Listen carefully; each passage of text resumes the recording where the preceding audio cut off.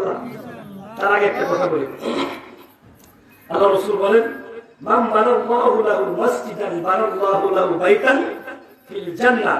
আল্লাহ রাসূল বলেন, যে ব্যক্তি মসজিদ নির্মাণ করবে, মসজিদে একটা টাকাও যদি দেয়, ওটার কারণে যদি মসজিদ কি হয়, নির্মাণ হয়, আল্লাহ রাসূল বলেন তার জন্য বানাল্লাহু লাহু বাইতান ফিল জান্নাহ, জান্নাতে আল্লাহ পাক তার জন্য একটা ঘর নির্মাণ করেন। সুবহানাল্লাহ। বুঝেন যে ঘর বা মসজিদ বানাইছে লাভ না ক্ষতি? অবশ্যই লাভ। যাই হোক, আমি যে কথাটা আপনাদের বোঝানোর জন্য বলতেছি, খুবই কম সময়, আমি দেখেন আপনাদেরকে বুঝাই। আল্লাহ রাসূল বলেন, মান আহাব্বা সুন্নতি ফাকাদ আহাব্বানি কানা মাই ফিল জান্নাহ।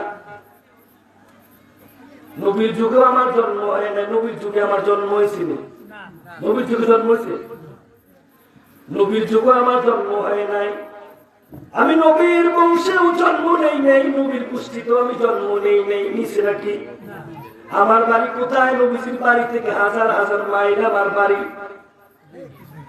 ওরে নবীর উম্মতের দল, নবীকে কোনদিন আমি দেখি নাই, নবীকে না দেখি নবীর আদর্শে টুপি মাথায় দিছি, ঠিক না ঠিক? নবীর বাড়ি আমি জন্ম নেই নাই, নবীর নাতির গোষ্ঠী আমি জন্ম নেই নাই, নবীর বাড়ি কোথায়? আমার বাড়ি থেকে হাজার হাজার মাইল দূরে নবীর বাড়ি।